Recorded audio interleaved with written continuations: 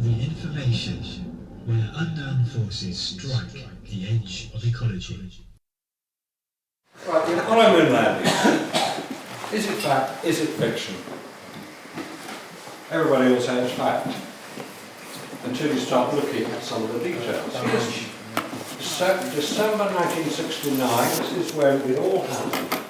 And National Geographic is the biggest publication, top-selling magazine in the world. It was on 11 million copies issued. And if National Geographic say it's true, it has to be. Life magazine, of course. Very big selling magazine.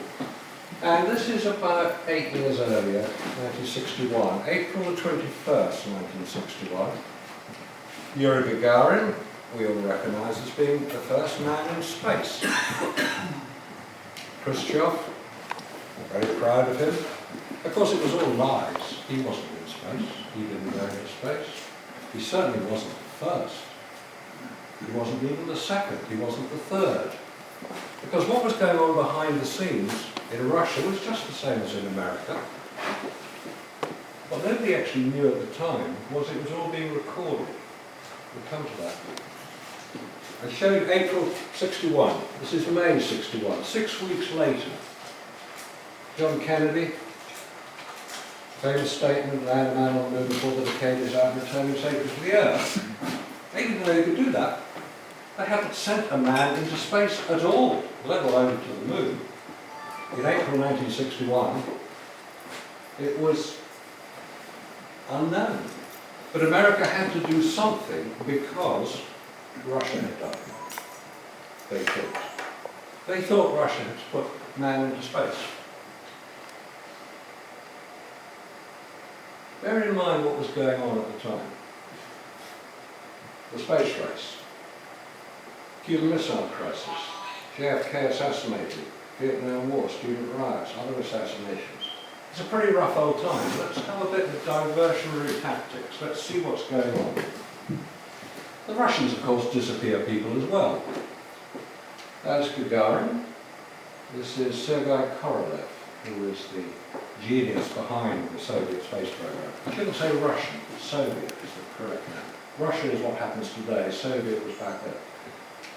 He was the genius behind it. He was the man who created the environment. He'd spent time in the gulag as well, so it's obviously a good way for him to rehabilitate himself. This is Gagarin, these are other astronauts, and you'll notice that they don't all survive. They get airbrushed out of pictures.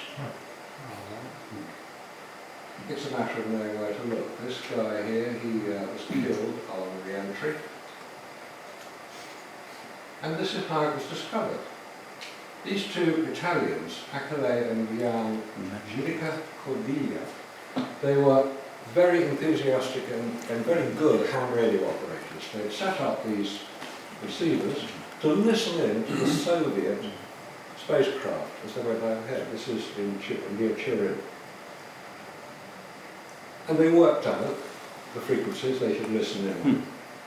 And they heard the broadcasts from the Soviet craft. Their sister, Teresa, actually learned Russian so she could translate the what was coming through from the Russian spacecraft. And what was coming through was quite unequivocal. They were hearing stories of astronauts who were getting very hot, and where are we going? And there was mystery, there was complete confusion on several spacecraft. This guy here, Valentin Bondarenko, in 1960 was burnt alive, basically. He had the same accident as the Apollo 1 craft, where they filled it with pure oxygen. And any schoolboy will tell you that you don't put pure oxygen under pressure, it's liable to explode. Well, that he found out the hard way and died. Now, I said Gagarin wasn't the first Russian in space. This is the first one in space who survived. There were several others who didn't survive. There are several actually in orbit around the sun right now. They will remain there for as long as it takes for the spacecraft to disappear, which is millions of years. Vladimir Ilyushin, son of the aircraft designer, a very sensible choice. He was a test pilot, a very well-decorated, very well-regarded test pilot. He was the obvious choice to fly in space. April the 7th, 1961, there was a launch of a spacecraft. 3 orbits of the Earth. Regrettably, his retro rockets misfired to the extent that he landed in the wrong country, China, not Russia. Chinese and Russians didn't really get on too well. He was very badly injured. He was taken into Chinese hospitals, which is strange because Chinese hospitals weren't considered to be as good as Russian hospitals at that time, 1961. The cover story was he had a car accident. Why would he go into China? Anyway, he survived. He retired as a general in 1999. And he gave several interviews after his retirement where he basically said, yeah, it did happen. As we know that Soviet news agencies actually announced that as well. It's official. Gagarin was not the first. He wasn't the second, third, fourth, he was the 10th Russian into space. Several didn't survive. Now, there will be a question later. Well, if what you say about the American space program is true, how come the Russians didn't blow the whistle? You've just seen why. The Americans knew all about this. Here they are, our heroes. Kennedy with our favourite Nazi, Werner von Braun. He was a brilliant scientist, a brilliant space engineer. This is what he came up with in 1952. We've all seen it. It's in the film 2001. The famous space circle. I wonder why they didn't build it like that. The space station is now a pretty pathetic looking thing compared to this, which is what could have been built. Anyway, he was great friends with Walt Disney, who creates fantasy, doesn't he? A very good film director. And of course, if you're going to go to the moon, you have to practice and you have to have the simulations. And these are the simulations. This is the moon. It is. You can see it today. It's in San Francisco, on the parks in San Francisco. These are the sections of the moon. These are 2 people here. So it's a big scale. There's a lot of money went into this. And if you create an image of the moon pretty accurately from photographs and you track a camera along a dolly track, you'll appear to approach the moon. If you photograph it. Now, there's nothing secret about any of this. This is the whole point of the Apollo program. There was nothing secret. There were no studios in Area 51, for instance. That didn't happen. These were in Virginia. These were in California. There was some in Texas. There was a life-size model, 2 miles long, of the Sea of Tranquility in Arizona. In Flagstaff in Arizona. It's featured in the BBC series called The Planets. Nothing secret about it. They were going to simulate what they thought the conditions were. And this is built, this is Langley, this is Virginia. Who else has an operation at Langley in Virginia? The CIA. Oh, it is, yes. They built this quite openly, so they could practice landing their weird little lunar module on the moon. It's big, this thing. It's just about 100 foot high, 300 or 400 foot long. Back out of that, you think it's on the moon, wouldn't you? And you've got to practice. You've got to get your spacesuit on, and you've got to practice digging rocks and climbing ladders. This is Neil, and this is Neil again. But he's not on the moon. It's pretty obvious he's not on the moon. And he had to fly this strange contraption. This is the simulator for the lunar lander. And this is what was built. This is the practice one. This is not a real one. This is the practice one. This is the interior of the lunar lander simulator. And this is Neil Armstrong crashing it. It was never flown successfully on Earth. So the lunar lander had never ever been successfully landed on Earth, let alone on the moon. Okay, let's get to the moon. Saturn V rocket, magnificent piece of technology, 365 foot high, weighed 3,000 tons. And the top little bit there is the command module, and that's the bit that went to the moon. Now, very recently, I came across a translation from the Russian of a very detailed examination of the speed that the Saturn V rocket reached. And it's possible to calculate it from films that were taken of the launch. Unlike Andrew, I don't have the films on video, we're working on it. But the film of the launch of the Saturn V, it went straight up and separated the first stage, this is the bottom bit here, from the second stage here, was filmed. It was happening about 50 miles up. And the separation would indicate the speed at which the rocket was travelling at that point, depending on the number of frames per second in the film, which can also be calculated. Anyway, this Russian, to cut a long story short, calculated the Saturn V rocket was not flying fast enough to carry the 50-ton payload it was alleged to be carrying to get to the moon. It was only carrying, it was to do with speed of acceleration. You have to achieve a certain number of meters per second, about 2,800 meters per second, or somebody can calculate what miles an hour it is pretty fast. Escape velocity is 7 miles a second, I think, isn't it? Escape velocity from Earth is. Yeah. But that wasn't... So it have to go faster than that, wouldn't it? Yeah, it wasn't trying to achieve escape velocity at that point. It was trying to achieve orbit velocity, I see. which is 18,000 miles an hour. Escape velocity from Earth is 25,000 miles an hour. And interestingly enough, that's re-entry speed as well. So when you come back from the moon, you're coming back 25,000 miles an hour. If you're in the space shuttle, and you re-enter, you're 18,000 miles an hour. So you double the speed, you increase the stresses, and forget about re-entry. The point is, it didn't even go fast enough to launch it to the moon. But we're not going to tell you about that. Now, this is launch, this is splashdown. Between those two events, for all the Apollo programs, you have one source of information. Never a straight answer.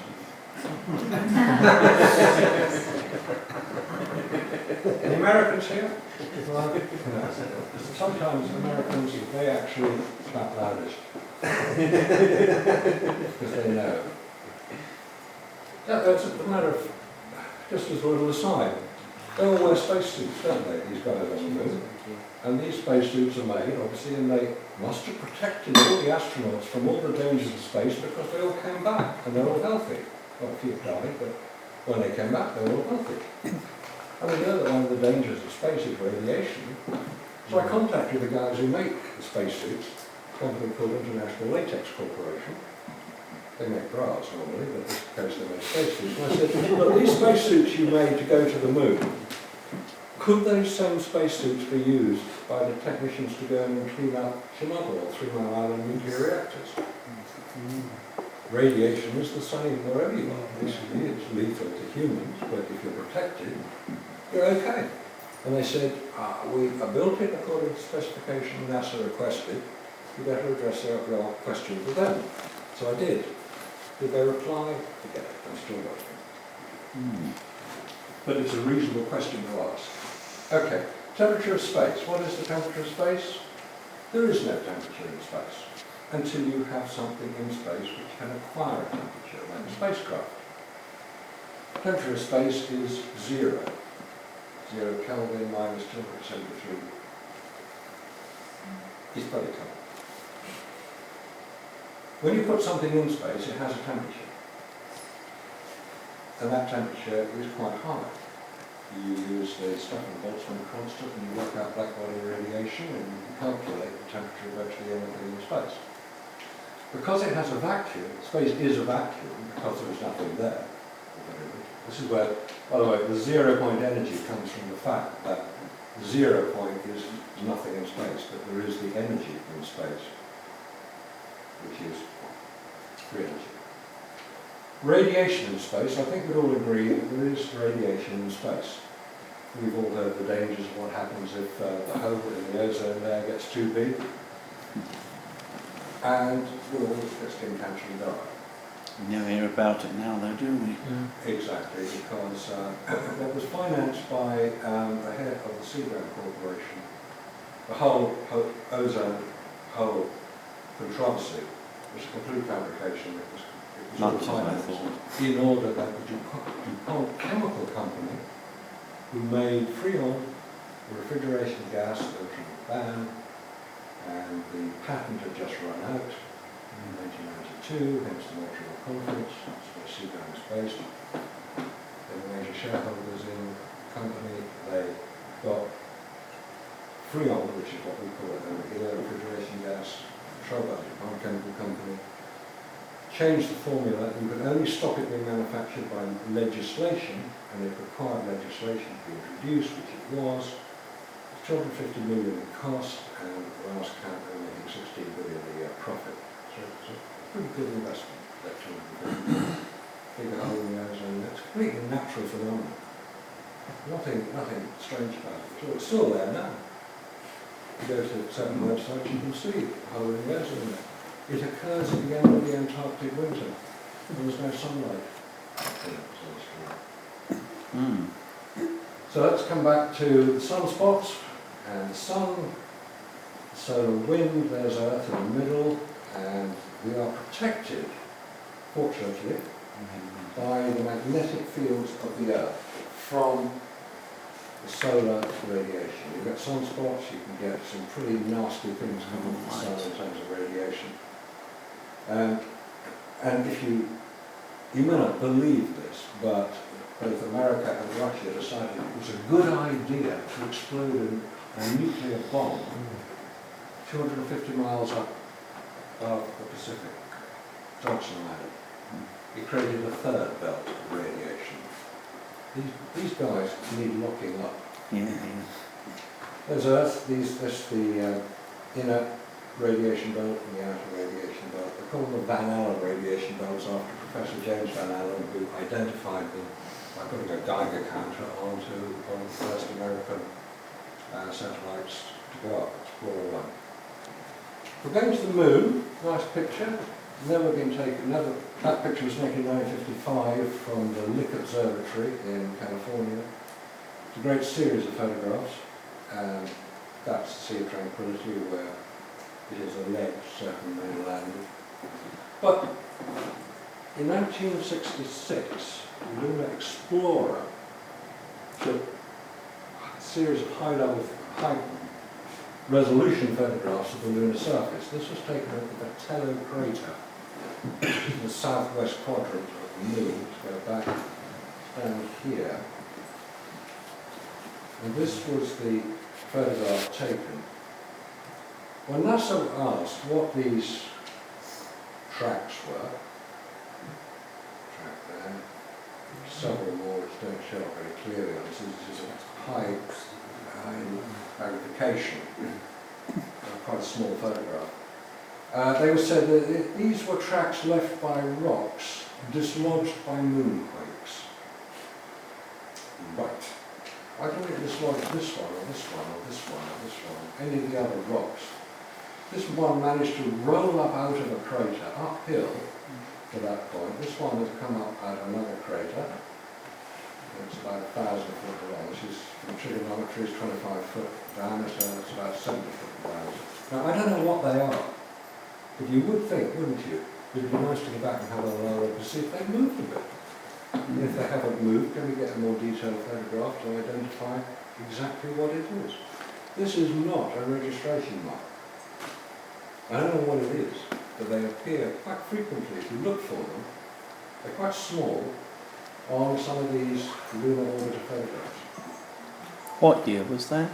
Second? What year was that? 66. 66, thank Lunar orbiter 5.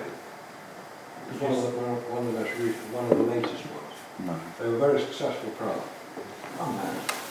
Would you say there's quite a lot of these cross marks? There are quite a few. It is said that they are registration marks, but they don't appear regularly. I don't know what they are. I mean, they look like aeroplanes. The famous headline in the Sunday Sport, double-decker bus found on the moon? Yeah. Just have a look at that picture. This is the one photograph of Earth. It's called the blue marble because that's what it looks like. And it's, you can always identify it by this little triangle of cloud above the Sudan. There's Saudi Arabia, where the hijackers came from. Giza, up there, Mediterranean, South Africa, Madagascar, and Antarctica down here. It's a great photograph. We're so familiar with it that we hardly give it a second thought. But have you ever seen another one? Yes. Showing the whole Earth. There are one or two around, but very few are used. This is always the one that's used. Allegedly taken by Apollo 17 on their way back. Even they can't agree who took it. When you get to the moon, of course you want to photograph the Earth.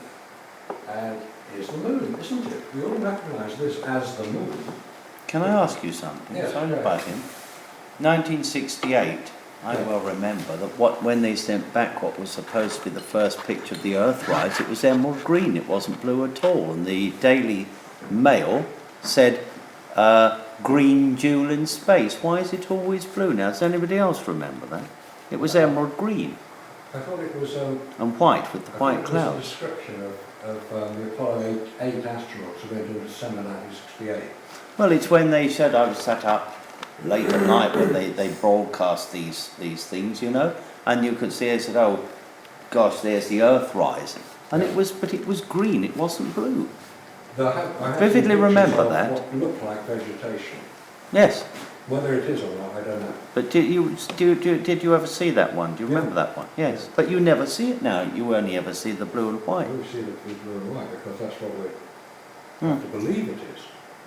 So then, do a bit of math. This is the moon, allegedly. Hmm. And if you're orbiting the moon, and this is taken from orbit, it's about 60 miles above the moon's surface. Hmm. How far away would the horizon be? 60 miles up. The answer is 250 miles. Hmm. The highest mountain on the moon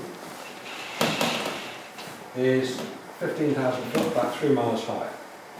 Do you think it's possible to see a 3-mile high mountain on the moon from 250 miles away? That's a good point. There's no atmosphere to blur the detail. I don't think they can. I think they might be like Brighton. It's just that you're seeing all these craters, and this is what you expect to see. It's just, we're not really trained to look at the lunar surface in any great detail, but I don't think you would see anything other than a flat horizon from 250 miles away. I think you're right. It's a double exposure, actually. Very simple to do it. But if you're going to take photographs, you would do a decent camera. At least they chose a decent camera, the Hasselblad camera. This advert appeared in National Geographic in 1968, and it's the same camera you can literally walk into a shop today and buy. It costs a bit more. The digital version of this today is £45,000. Back then, they were film cameras. And that's where the films come out in the magazine at the back, and that's the film counter. We'll see in a minute. This is the lens. They didn't have a viewfinder, because obviously if you're wearing a spacesuit, you can't put your head down, because the viewfinder is normally here on top of the camera. So you don't have a viewfinder, which means that there's no mirror inside it. So if you're going to take a picture, you've just got to sort of mount it on your chest like he has and point it. Well, we all do that now, don't we? Because we obviously learned from Apollo how you take photographs. When I was interviewed for Discovery Channel, they managed to get the camera down from Hasselblad in Wembley. Hey, decent guys up at Hasselblad, and they lent the camera. I took the opportunity to photograph it. There's the film counter. You'll see how small it is, and you can't see that from inside your spacesuit. These are the two batteries that are used to... The only automatic control on this camera is the automatic line forward of the film. You have to focus it by hand, set the aperture by hand, and the shutter speed by hand. You'll see what you're wearing when you do that in a minute. There's the shutter itself. on the front, it's usually on the front of the camera, it's the right place to put it. This little button was to change the lenses, which we're told that they managed to do on the lunar surface. And this is the standard lens. It's 60mm, slightly wide angle. And you have two little things here to move your shutter speed and the shutter speed and aperture. And this is your exposure meter. Obviously you need one. You have to set the shutter speed at 125th, which is up here somewhere at 5.6. That's how you do it. There's nothing automatic about it. This is what a camera will look like. This is the Hasselblad camera. This is what it will look like when it's taken from chest level. Photograph is taken from chest level. And this is what it looks like when taken from eye level. One point to watch on here, when you take a photograph at chest level, down here, the horizon, now this is exaggerated, but it shows the point, the horizon will be lower. You take it from higher up, the horizon appears to be higher. Remember that as we look at some more pictures. And also remember that there is no viewfinder, no exposure meter. You have to operate all the controls by hand. You have a lot of things to operate by hand, and this is Neil Armstrong's working space as he lands the lunar module. This is his, because he, remember, famously, he took over control of the lunar lander because there was an alarm went off from the computer and he had to take manual control. And here he is doing this thing. This is the simulation, obviously. Neil Armstrong, Buzz Aldrin. And in the famous sequence, which is the only one I ever played, you hear Buzz Aldrin reading off their figures, their feet down, feet across, as Neil Armstrong tries to land it. Now you can see the dials and switches, and they're back here, and you see the joysticks he has to operate. Now ask yourself one question. In that famous sequence, you hear the sound, you hear the commentary, you hear everything being said. He is standing literally on top of a 10,000-pound thrust rocket that is lowering him onto the surface. It's retro-firing, so it's slowing him down. But you hear every word he said. Well, it's obvious you're saying they're wearing their spacesuits. It's logical. And if they're wearing their spacesuits, in space you can't hear anybody's screams, you can't hear them talk to you, you would hear everything he said. Obviously. Look at these dials, look at these controls, look at these switches. Would you operate, in effect, a computer keyboard here with heavy-duty gardening glass if your life depended on it, which it does at this point? If you get it wrong, you're dead. There's no RAC to come and get you. You're dead. These switches, all of which have to be set accurately, and you'll see here, this is one of these misleading photographs. Obviously you think, oh, that's how they did it. They were standing there. Now, if they didn't have their spacesuits on at this point, the cabin that they're in, the lunar module, would have to be filled with air, under pressure. Because humans can only survive under atmospheric pressure of at least 5 pounds per square inch. If he was surrounded by air, you would hear the vibration of the rocket. Rockets don't have silencers. They make a heck of a racket. And you would hear the noise, but you don't. You hear every word he says. Anyway, let's get out and have a look around. And here is Buzz Aldrin coming out of the hatch and the ladder onto the lunar surface to join Neil Armstrong, who's already on the lunar surface, who's got the camera out of the Hasselblad camera, and he's taking photographs of Buzz Aldrin. Now, what we have here is a sequence of 8 photographs. These are taken from the NASA website, totally untouched. I haven't done anything about it. I wanted to get the most original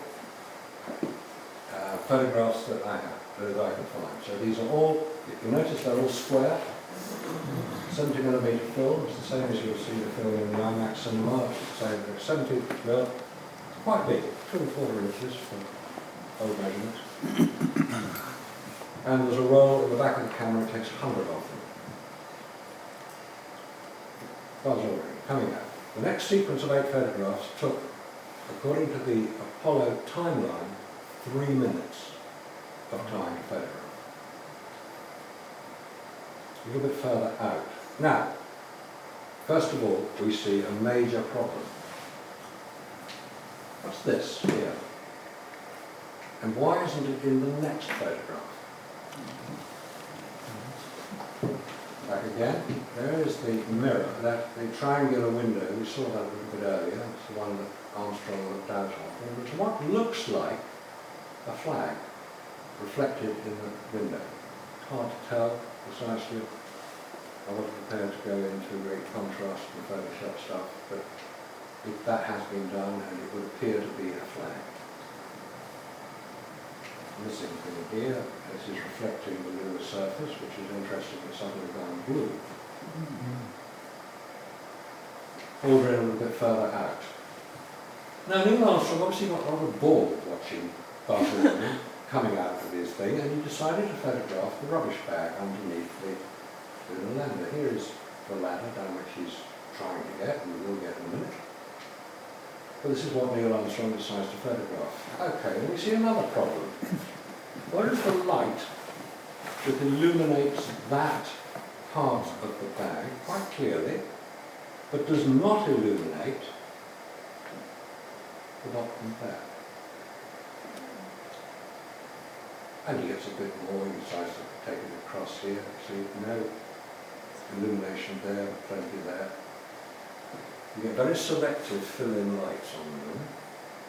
And then obviously Buzz got his act together and he was a little bit further down the ladder, so we come back further. Now bear in mind, to photograph this picture, you're photographing directly illuminated surface material, you'd have to change the aperture, or the shutter. You'd have to change the focus. You have to change the composition, but you haven't got a viewfinder. You've got the right stuff though, so you can get it right. You change your shutter again because you're now photographing this totally in shadow. This whole section here is in shadow. You see the shadows cast here. But you're not overexposing the directly illuminated surface of the moon, which is has the reflectivity of tarmac. Now the point about that, and the reason why I do emphasise that a little bit, is you do need to know what film was being used. The film used was transparency material, reversal, slide film. Kodak Extracrad was very good film, nothing wrong with the film, but as with all slide film, it has a very low tolerance of exposure latitude, which means you've got to get the exposure spot on, or you overexpose it, or you underexpose it. The normal way that professional photographers will do it, and I've spent about 5 years working as a professional, so I've used the Hasselblad, I know what cameras can and can't do, I know what film can and can't do. And you would normally say, okay, I'm going to bracket this picture. You've got the picture there, it's basically a still life. I'm going to bracket it. I'm going to take 2 exposures, half a stop each below what I think is the right one, and 2 half a stop above it. One of those will be right, but I don't know which one yet, because I've got 238,000 miles to go before I can get it developed. So I'm going to take as many pictures as I can, change the shutter, change the aperture, make sure I get one right. No, they didn't do that. These are only pictures taken of these scenes. Marcus, can I ask how fast is it to rewind the film on Hasselblad? Sorry? How fast is it to rewind to the next shot? Does it take a second? Rewind pretty fast. Fairly fast. Press the shutter, it exposes it and everything, and then it will literally wind forward maybe half a second. Okay. It's quite fast to get it forward. And here is dear Buzz. Well, we assume it's Buzz. We actually know it's Buzz. It says it on his front, but we don't see a picture of his face, and it comes down to the bottom. Right, I said there were 8 pictures. There they are in sequence. This does not look realistic as a sequence of photographs taken under extreme conditions, very adverse conditions. Where's all the light coming from that is illuminating it? Here. Oh, it's reflection off the lunar surface, we're told. It doesn't work that way. Yes, you will get reflection off the lunar surface, and I'll say this to Patrick Moore, who tries to explain it exactly the same way. Yes, you will get reflection off the lunar surface, but you don't have to be an optics professor to know that the amount of light reflected off a surface like this, like tarmac, is 7% of the light falling onto it. And even if 50% of the light that is reflected from that is subsequently reflected into the camera, you would either have to expose for that to get it correctly exposed, or for that. You can't do both in the same picture. I'm sorry if I'm going on about the technical side of photography, but it is actually quite important, because, oh, by the way, it's nothing to do with earthshine either. The earth is directly overhead at this point. I mean, that last photograph is completely in shadow, wasn't it? And that, the very last one on the bottom right, Yes. he's completely surrounded by black. Yeah. But we'll see. Oh no, his boots are well illuminated. You'll see that in a minute. Go back to this picture here. This is probably the giveaway. Right, you're coming down a ladder. It's about 10, 12 foot above the ground. Have you ever come down a ladder like that? Well, it's supposed to be to simulate weightlessness, isn't it? About 6th gravity. But if his foot missed the rung, look what his foot is doing. It's not even touching the rung. Mm. So his body's in motion, but it's not blurred. Well, it's enlarged considerably, but it's not blurred. When you come down a ladder, it's the old mountaineer's trick. You have 3 points of contact with the mountain, and then you move one. You never move 2 points of contact, like one arm and one leg. You fall if you've got nothing to grab hold of. He's got 2 points of contact. You can see he's got both hands on the rails here. And he can't see his foot, so he doesn't know where his foot is going. But he's not resting this one close enough to be able to take it. If he missed that rung there, which he quite likely he did, he'd fall off. It's ridiculous. The whole thing is so fabricated and ridiculous. These were probably taken during simulation exercises. And whoever did it was sort of, the stand-in astronaut, probably thought, I've done it hundreds of times, I know exactly what I'm doing, let's try a bit of fun, and that's what we tried. I don't know, could have happened. There was nothing mysterious about the simulations. Here are the boots, look, well illuminated, aren't they? Oh, that's well illuminated, not overexposed up here, as you'd expect, or a little bit washed out there, but not very much. And the famous skeptic side, where there are plenty of people who have a real... People have actually taken one of my lectures apart. They took longer to take it apart than I did to give it. Which is great. I've taken it straight from it. Badastronomy.com, there's one, Broniak and Clavius.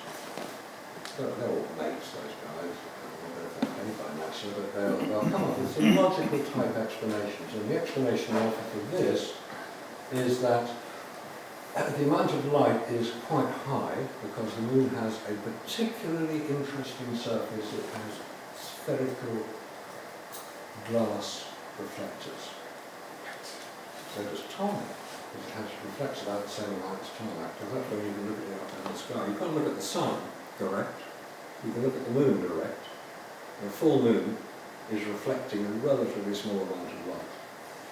And the explanation is that the amount of light is reflected in such a way as to be picked up by here. Now these guys are astronomers, they're not photographers, and I challenged them on numerous occasions to give me a photographic explanation, and they won't even address it. Here's yet another example of, a very good professional photographer. You've got your camera here, you can't use the viewfinder, so you take it off your chest, you point it at your foot, and you get the focus spot on, and the focus on it has to go, at least will stop at 3 foot. That's the closest it'll focus. You do it once, and you get the exposure right, the framing right, and the focus right. You take your foot away. Right. I occasionally press the wrong part of my thing and it comes up.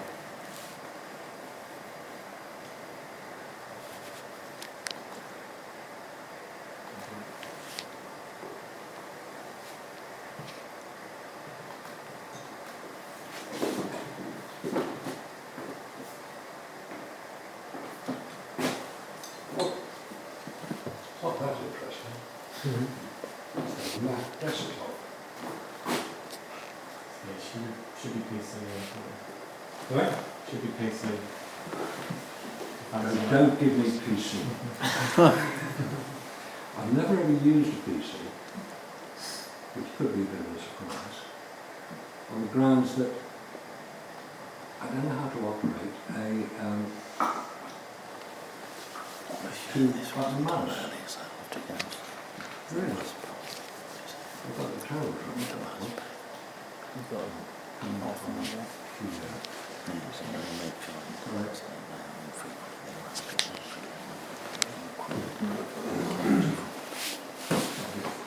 Okay.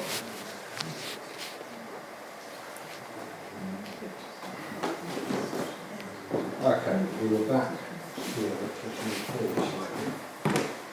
So the sequence of 8 is, you ask any professional photographer,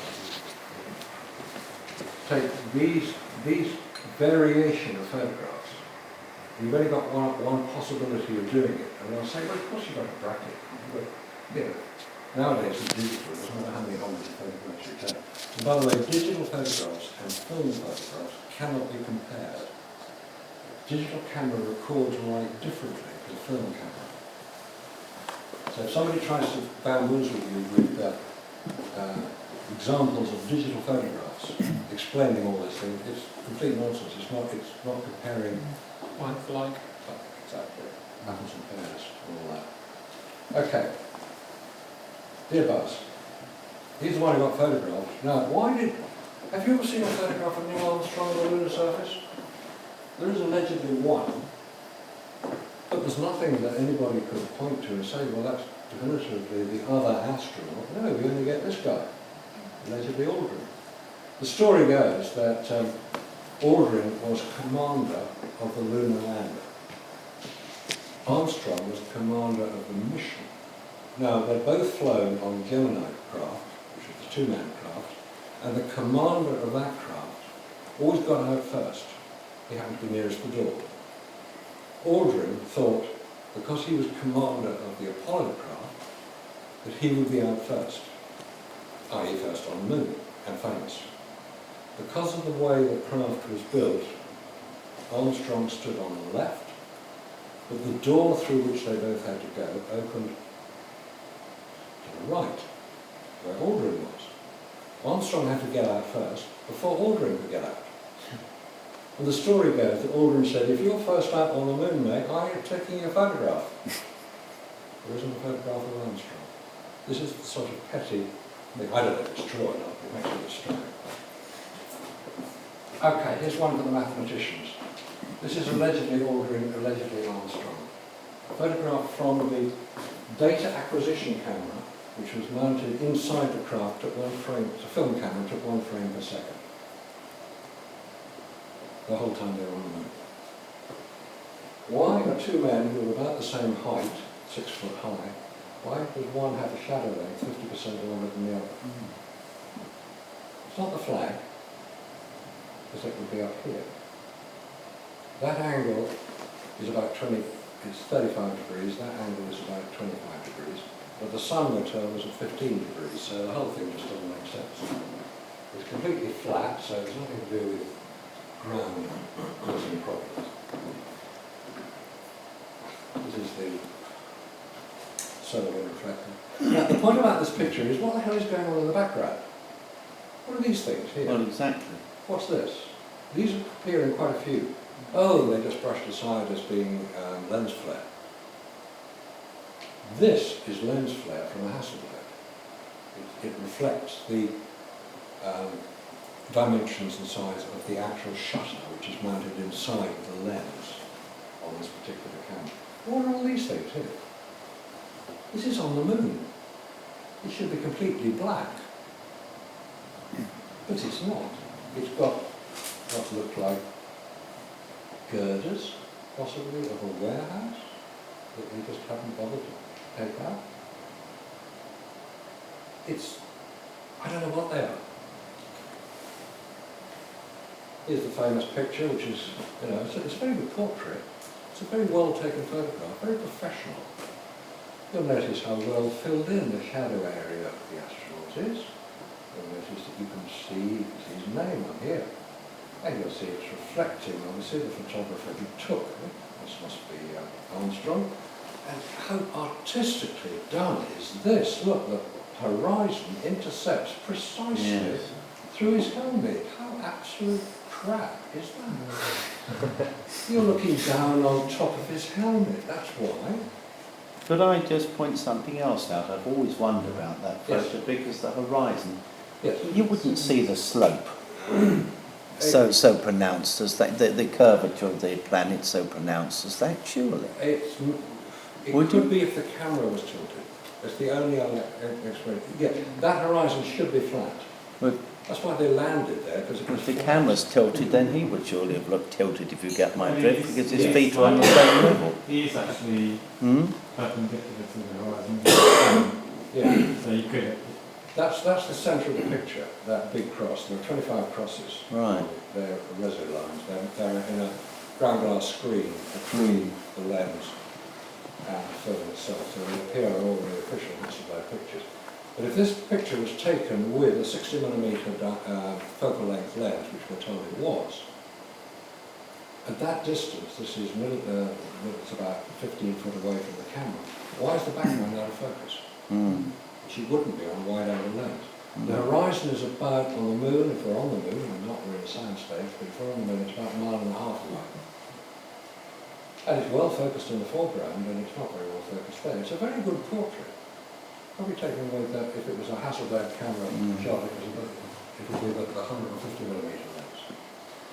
The picture we normally see is this one, with the black bit added at the top and the bit on the top. And we didn't get the colour right. You'll see he's also standing in what looks like a pool of light, and the horizon, which if it's illuminated by sunlight, should be the same illumination from where you are to the horizon.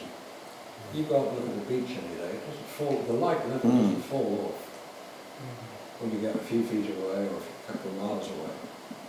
And you're standing in a pool, it's a pretty great spotlight. And again, this one gives it away. This was taken from a book which a friend of mine bought me from the Kennedy Space Center. So it's official NASA publication, this one. Aldrin inside the lunar module after his moonwalk, ditto Armstrong. That's not true. I can prove it, because this photograph was taken on the way to the moon. It's in a series of photographs taken before they got there. So they lied. I don't care, because they don't really tell the truth from it.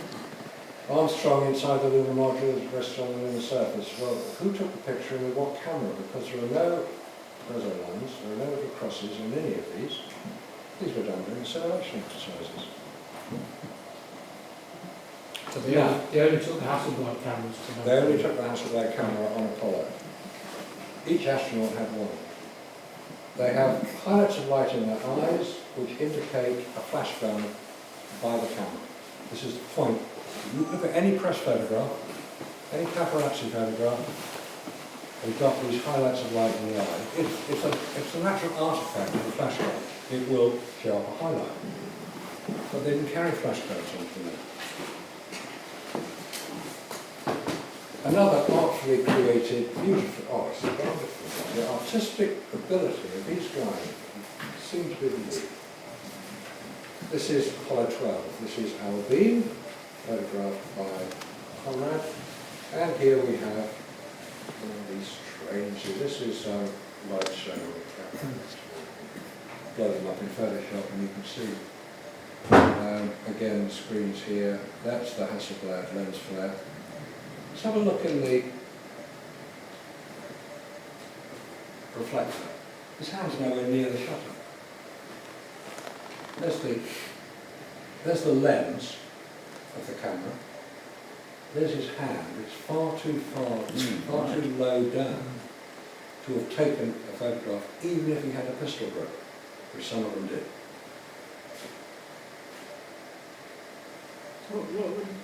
Where would the camera have been then that took that photograph? Where would it be positioned if it wasn't in that man's hand? This would almost certainly have been double exposure. This would have been taken with a distorted camera. It's quite easy to distort a photograph. You just mount it on a curved surface when you print it. Or if it is a genuine reflection, it is sure not taken on the moon. Because where did all this light come from? You can actually see what's written on this instruction leaflet here. You can read all the detail on the shadow side of the camera. It would be in total darkness normally. There's no atmosphere on the moon to diffuse the light. See how dark it suddenly gets when it's not necessary to be dark there? Right, again Apollo 12. This is, notice how much lower down the picture appears to be, but you're still looking on top of the camera, on top of his helmet. Alright, he may be leaning forward, it might be that. Again, looking in the reflection. What is all this? What are all these? You've seen Capricorn 1, haven't you? Yeah. Okay. I got the idea from that. Again, this is in a sequence of 8 photographs. I haven't shown you these boring ones because they're not necessary, but this is the 8 photographs that these appear in. It doesn't make sense that that is, you're suddenly photographing this thing here, which is telling you basically what the colour gradations are. You haven't been doing it black and white, so that makes sense. And then you suddenly see your mate and you, oh, I'll take a picture of him.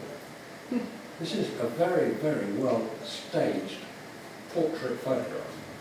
And you go and take a couple more, oh, here he is, oh, we'll take him again. And so on. That makes sense. Okay. On Apollo 12, they were very proud. They landed right next to the crater in which the Surveyor 3 unmanned craft had landed. And they took a picture of it. Right. Why is the sun in 2 different directions? Shadow cast here and the shadow of the photographer should be directly behind the photographer. So it's over there. Same Surveyor 3 craft, and you'll notice this little crater here. Surveyor 3 craft, same crater. Different sized craft. One's a model. Probably this one. That's the Apollo 12 landing craft. And we'll come to the picture that NASA put forward to show us proof of the landing of Apollo 12 on the moon later on. It's taken last year. So we have this. If you've ever tried to photograph directly into the sun, the chances are the film won't have come out very well. This is a remarkable sun because it manages to, it's so strong it gets through half the spacecraft. Where did all the light come from to illuminate this area here, which is in total shadow? Here we have this, which is illuminated, but it couldn't be.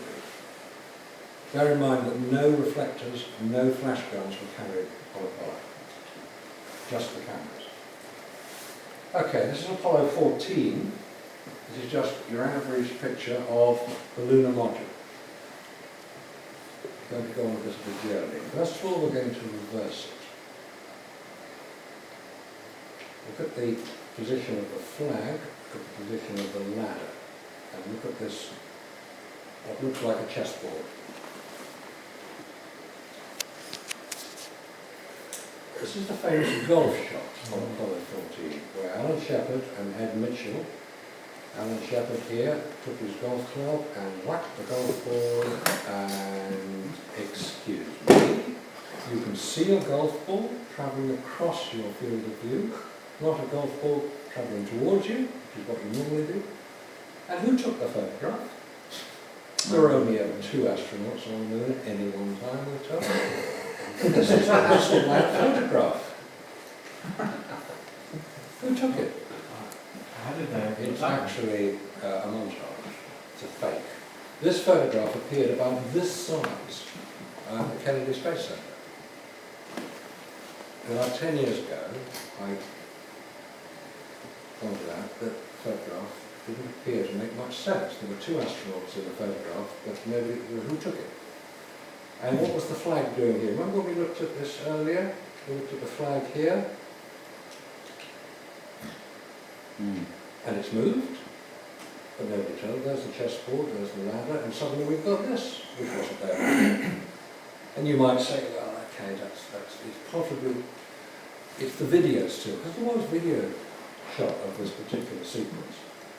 It's possibly the video still of the event. This is quite a famous event, Alan Shepard. This photograph is actually taken from Alan Shepard's autobiography called Moonshot, forward by Neil Armstrong, and it's a double-page spread in the book. In the paperback version, it doesn't appear. The hardback, which I have, it did appear. This is the video still of the same event. Alan Shepard, Golf Club, Ed Mitchell, even got the flag around the wrong way there as well. The continuity is appalling. They really do mess things up. Moving on to Apollo 15. This is my favourite Apollo mission because there is so much wrong with it. It landed at the Hadley Rill. This is Hadley Rill, and this is Mount Hadley here. That's the highest mountain on the lunar surface, the highest above the surface. I don't know what point they're measuring it from. This is Mount Hadley Delta. What's that line that looks like a stream? Sorry? What's that thing that looks like a stream? There, that's the yes. rill. This is what we're told Oh, that's the rill. is a collapsed volcanic tube. Looks very odd to me. It could be a stretch mark. Moon might got bigger, or maybe it's a stitch mark. It's about a mile across, and there's some photographs we haven't got here, but they do show from one side to the other. And if you've ever tried photographing something a mile away, it's very difficult to see, irrespective of the fact that you're going to get haze. I've tried, I actually measured out 1 mile on the M25. I knew exactly how far from one signpost to the bridge I was on. It was 1 mile, and I photographed it. I can hardly see it. A mile is a long way. Anyway, this is the landing site of Apollo 15. And here is the lander, Apollo 15, and this is Mount Hadley Delta. This is the mountain just behind us. It's this mountain here. There's just a crater here. This appears in this picture here. It's just on the side there. Something to look at on this picture, which appears on quite a lot of them. You really only start to see it when you begin to look for precisely this. The dividing line between a highly detailed foreground and the almost ghost-like background. It's as if the background is artificial on a film set. And this is the interesting work that's been done recently by Jay Wyman, who's done a lot of research into Stanley Kubrick's work, specifically with his film Shining, where Jay Wyman claims that Stanley Kubrick planted loads of clues into The Shining to point people in the direction of the Apollo mission, which it is claimed that Kubrick had something to do with directing, for instance. Under cover of filming his own masterpiece, 2001: Space Odyssey. Go on to Jay Wyman's website and get all the details. What I'm saying is that one of the points he made is that Kubrick used front projection on the film 2001. That was well known. He was one of the first people ever to use it. Normally, front projection is quite hard to use because you've got to have a highly reflective screen to reflect the scene that you want to use as part of it. Now, if you remember in 2001, if you've seen it, you remember the ape scenes at the beginning of the African plain and the big open space. That was front projection. They use a two-way mirror, so you get the screen and the actors. Look it up on Google front projection to explain all the details. This is the effect it has. You get a dividing line between the studio itself, where the actors work, and the background. There are a couple of shots in 2001, Marcus, when there's a very short bit on the moon, as you know, and I think there's one shot, you see astronauts looking at a moon base in the background, Yes. and it is very much like that. Exactly the same sort of Yeah. thing. Yeah, quite right. And there's that set sequence in Diamonds Are Forever where James Bond crashes through the set. Yeah. That's a lunar set, isn't it? The set designer of Diamonds Are Forever was also a Kubrick set designer. Ah. Brilliant. What's his name? Ken Adam. Ken Adam? Ken Adam. Okay, a little bit of detail here. These are almost consecutive photographs. This is Apollo Saturn 15, magazine number 88, photograph number 11863. They're not consecutive. They can take 11,000 on that magazine. They took quite a lot. There's only, what, 5 pictures between them. Where's the camera? There's only one camera. Ah. He hasn't got a camera. How did he take that picture? Because Irving must have taken Scott, and Scott must have taken Irving. Scott's got the camera. Did he hand it to him when they walked past? And look again at this strange difference between the foreground and the background. Apollo 15. Where's the flag? There's the lander. At Mount Hadley Delta, there's the crater, no flag. They didn't move the flag, they touched it up, they placed it in after they landed. I love these. You get lots and lots of landers if you look hard enough.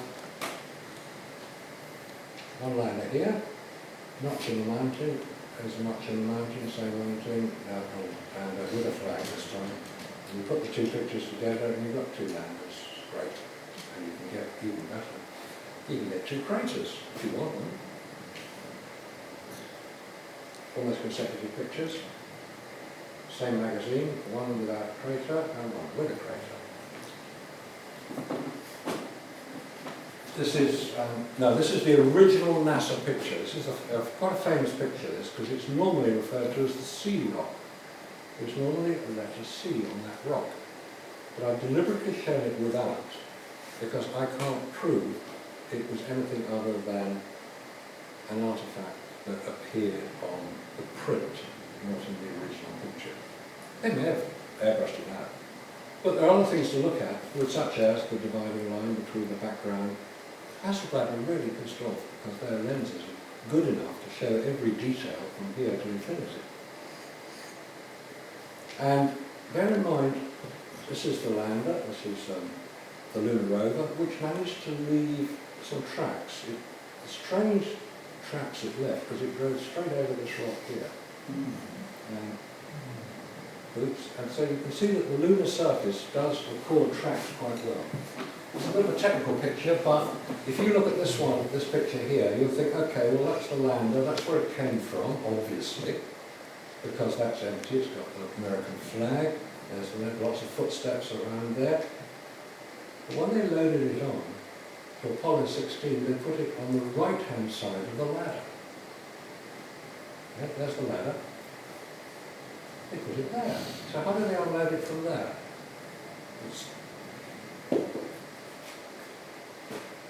This, by the way, these analyses, they're all done by Jack White, who has published his work on a website, which I'll show you at the end, called Owlist. Jack contacted me about 6-7 years ago after I appeared on Coast to Coast in America, an American radio show, talking about Apollo. I was around on my sofa at 3 in the morning in England and then chatting away in Las Vegas and America, and I got quite a response. And Jack emailed me afterwards and said, heard what you say, I agree with what you say. Now, I've got some analysis of many of the Apollo photographs. You might like to see them, so some of them. And I said, okay, well, I'll tell you where you should put them. I'll show you at the end. This is Apollo 17. This is the lander going in. This is where it landed. This is the Towers Littrow Valley Hotel. Pretty routine picture, so they're going to hassle there. So have a look here. There's the same picture we just looked at. Straight slightly, because it fits better. This is the Apollo 11 landing site, back here, we're told. This is the Terminator, different moves, curve, right? Okay, so you're going to get darkness, darkness, darkness, light. That's simple, that's it. Where's the Terminator here?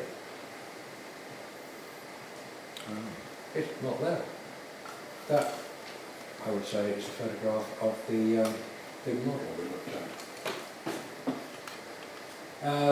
These are other pictures which are where computers used to manipulate it. In 1969, did they have Photoshop? Had it been invented? Quite likely. You say quite likely? Quite likely. The background's the same, but the rock suddenly changed and they appear to have stretched it here. Stretch it. You can do it digitally nowadays very easily. Tall mountain. There's the lander. There's the hang on. Lander. That's the same picture as that one, showing how far away it is. I don't know how that works. The perspective appears to be completely wrong. But if you've got models, then maybe it will get a bit. And then it's disappeared completely here. Gone. Completely gone. There's the lander. It's the same picture we looked at earlier. It's the rover. These vertical lines just indicate the similarity, and there's no lander. Did they leave? Who took the picture? This one. The lunar rover that leaves no tracks. No tracks either in front of the wheel or behind it. But plenty of footprints showing that the tracks could have been left, probably lowered back plane onto the surface. This is the final resting place of the same rover we just looked at, that's Apollo 17, but just have a look at one thing.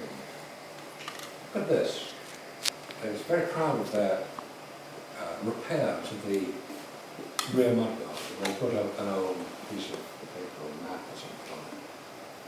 But in the same, it's gone. It's not there. These are two pictures showing the lunar rover in its final resting place. Well, they can't both be right, and there are no tracks showing how it got there. And the wheels are in different positions here. And if you've ever watched that takeoff sequence where the thing goes up into the air, this is how they allegedly filmed it from the video camera mounted on this lunar rover here. But that's a fake as well, because the rocket takes the top half of this lunar module off. It's about 4,000 pound of thrust, not that strong, but there's no gap between the rocket and the top of the launch pad. There's nowhere for the gases to go. It would probably set fire to it if they motored the rocket. Okay, the Russians, why didn't they blow the whistle? Well, I think we've already covered that. The Americans knew that the Russians lied as much as they would, and they took their cue from it. And the Russians were very useful to the Americans. They were the guys who generated the whole space race. In 1974, the Russian wheat harvest failed. America supplied Russia with millions of tons of wheat, so averting starvation, very generous, which had a hidden price tag. The rocks, well, obviously they got the rocks, therefore they must have been to the moon, 380 kilos of them. Have you ever seen one? One in the Science Museum. And look at it as well.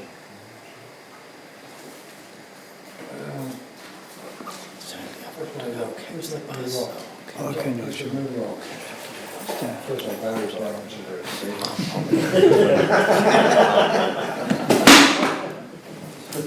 I got it somewhere, it'll probably appear. I brought it down, I thought you'd really like to see it.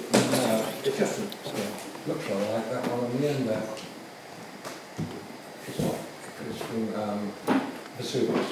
It's a piece of volcanic rock. Now the point about the moon is, we'll come to this in a minute, handle the reflectors. Reflectors, that's how they built them, that's where they put them, and now you fire lasers at them. Yeah, big deal. How many photons of light do you get back? In 1961, they were firing radar at the moon, they were firing radio signals at the moon and getting them back. It wasn't necessary to put a reflector there. You just fire it at the moon and it'll come back. If it's powerful enough. You just need a big enough receiver. Jodrell Banks is big enough, 250 metre diameter. So you don't need anything on the moon to get the reflectors, no matter what the idiots say. The rocks could be anything really. Meteors in Antarctica, 20 miles from the moon, from Mars, from all over the place. Yeah. The Russians certainly got there, got a few grams. But I say, have you ever seen a piece of moon rock? And would you know it was from the moon if you weren't told on the planet? It's a piece of moon rock. Well, there's a piece of moon rock, presented by Neil Armstrong, Michael Collins, Buzz Aldrin, to the ambassador, with the compliments of the ambassador of the United States to commemorate the visit to the Netherlands. They presented to the Dutch Prime Minister.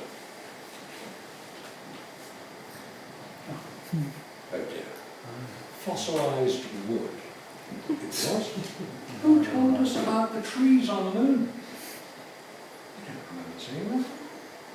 Wow. Very embarrassing for everybody. Right, what we've been. Here's the proof.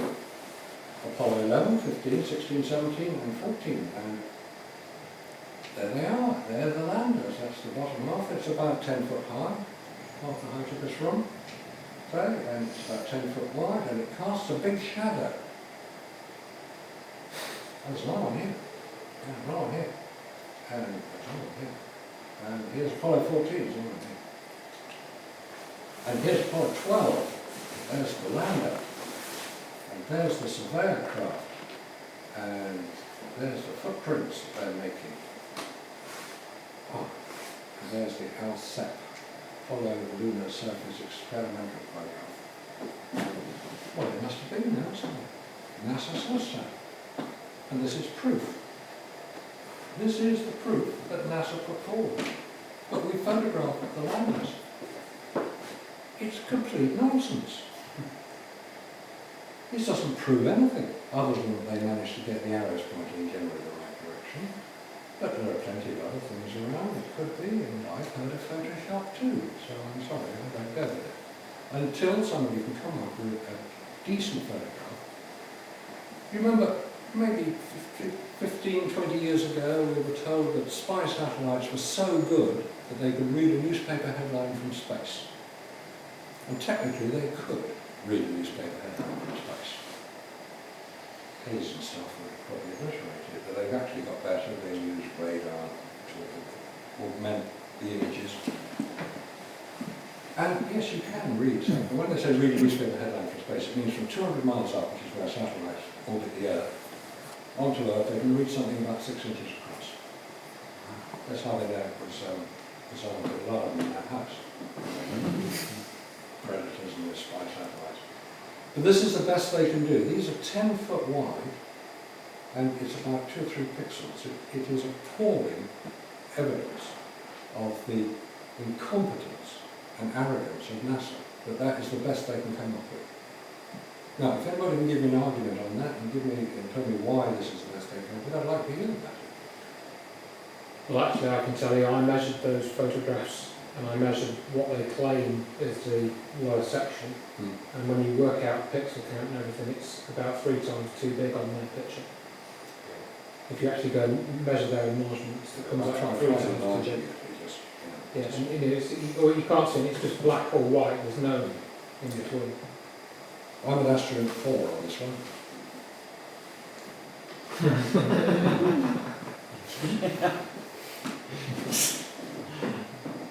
So, is it fact or is it fiction? It's not for me to say. You shouldn't agree with me. if you do agree with me and you think that there is some theories to be involved, there are some interesting places to look to find out more about it. That's the website I mentioned, iris.com. That's David Percy and Mary Bennett, who've published the book Dark Moon and the DVD What Happened on It, which I happen to have a download of. Bill Casey, who was the originator who in 1974 started the whole process off, and was allegedly this book was the inspiration for Capricorn 1. Ralph Renee spent many years researching it and did some quite interesting research, got some good pictures. Gerhard Wisniewski was actually a German journalist. Very interesting book. That's where I got a lot of the information about the Russian space program. I haven't done a copy yet, one small step. But also to everybody else, there are many, many people around the world who are continuing the research. And I should also acknowledge NASA for their generosity in making available the whole Apollo record. And they thought that they would put the whole Apollo record on and completely overwhelm everybody, because there are tens of thousands of pictures to look through. If you know what you're looking for, you don't have to look through them. You just have to look for the ones that got mistakes in it. So thank you for your attention. I hope you found it interesting, enjoyable, and along with Andrew, and even better, you can now look at things and not get fooled. But before you do, the one thing you should always look at. Thank you. Thank you.